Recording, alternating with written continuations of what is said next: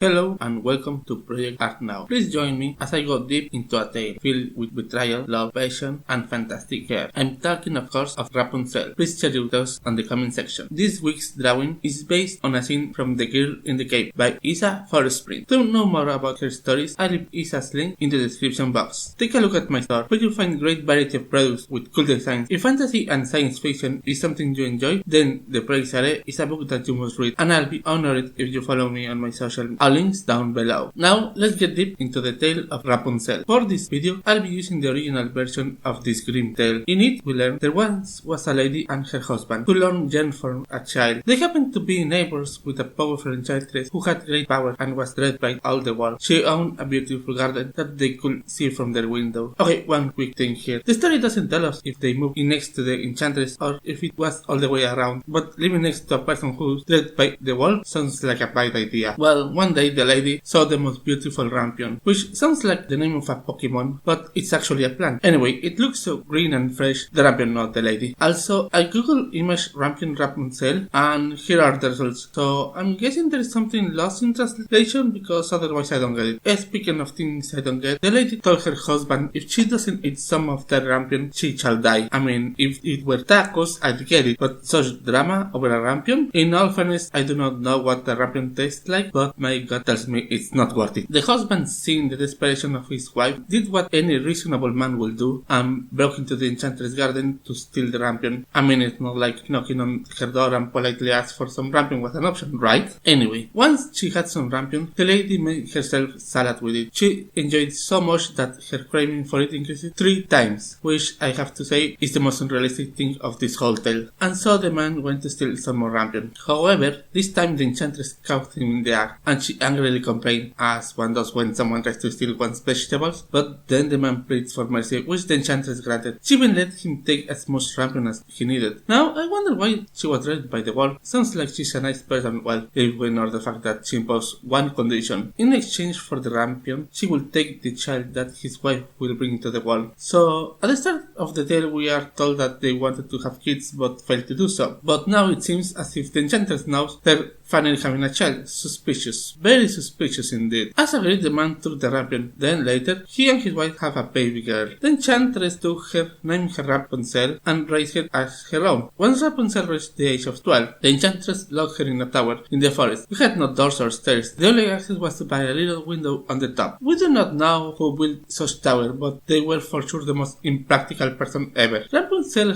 had a beautiful, long, golden hair, and so whenever the enchantress wanted to go in, she would cry, "Rapunzel, Rapunzel, let down your hair to me." Then she will use her hair as a rope to climb up to the top. Now, what I don't understand is, if the enchantress needed Rapunzel's long hair to get in, how did she shoot Rapunzel inside the tower in the first place? I guess we'll never know. 2 years later, the prince rode through the forest and passed by the tower. He heard a sound coming from a beautiful voice, so charming that he stopped to listen. It was Rapunzel, who in her solitude would pass the time singing. The prince wanted to go inside the tower as Rapunzel's singing touched his heart. Okay, I'll admit that's cute. Every day he would come back and listen to her singing. One day, he saw the enchantress and listened when she cried, "Rapunzel, Rapunzel, let down your hair to me." And so, the next day at night time, he went to the tower and cried, "Rapunzel, Rapunzel, let down your hair to me." Rapunzel let her hair down and the prince climbed up. At first she was frightened, for she had never seen a man before. However, he talked to her as a friend and explained how he was charmed by her voice, and soon she felt no fear. Furthermore, she was now attracted to him. He then proposed to her and she accepted. Well, that escalated quickly. However, Rapunzel had no way of leaving the tower, so she came up with a plan. A dumb plan, but a plan nonetheless. Rapunzel instructed the prince to bring a skein of silk every time he must visit, and then she will use it to make a ladder. I guess Godel taught her about skins, silks, ladders, but not about ropes. Oh yes, by the way, Godel is the name of the enchantress. The tale didn't bother to tell us her name until this point. Rapunzel kept him as a secret until one day when she asked Godel, "How come you're much heavier for me to draw up than the king's son?" And yes, that's how she referred him. Did she know his name? I have no idea, but it sounds like she didn't. Godel got angry when she learned that Rapunzel was being visited by a man. Also, we don't know the age of the prince, but I'm assuming he's a young man. Anyway, as I said, Godel didn't like the situation at all, so after Godel reprimanded Rapunzel, she cut her hair and moved her out of the tower and left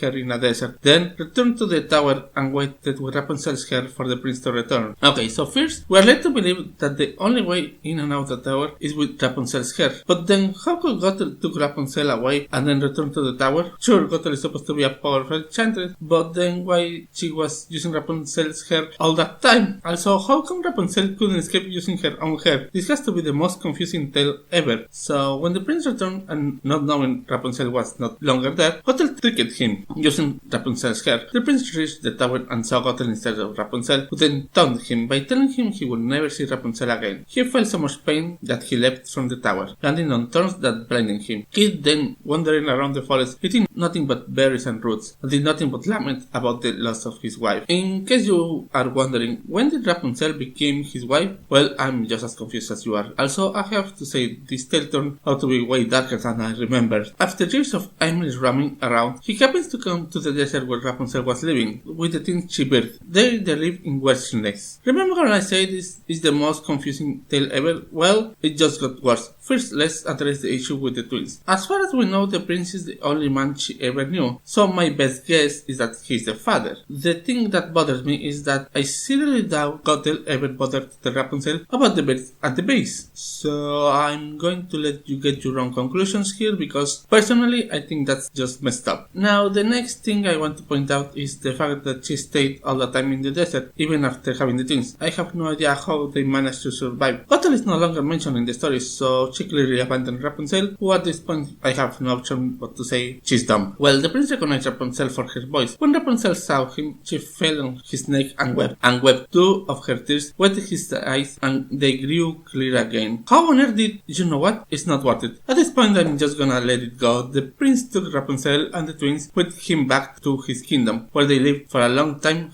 happy and content. Hey, the prince did not question Rapunzel about the twins like a true gentleman. Well, that was the tale of Rapunzel. I must confess, at first my intention was to make a deep analysis just like I did for the Little Red Riding Hood. However, I wasn't expecting the tale of Rapunzel to be so weirdly confusing. Like probably not even the Grimm brothers would be able to explain that mess. Well, I hope you have enjoyed. Thanks for watching and I wish you come back next week. Bye bye.